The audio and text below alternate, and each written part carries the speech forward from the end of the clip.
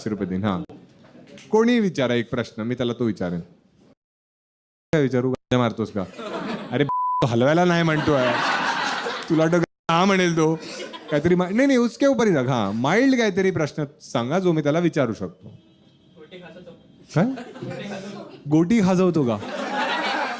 मी म्हणालो माइल्ड प्रश्न विचारा, तर तुझा प्रश्न होता गोटी खाजवतो का? कोणाची हे विचारू? ईशान, गोटी खाजवतोस? स्वतःची हो. स्वतःची हो.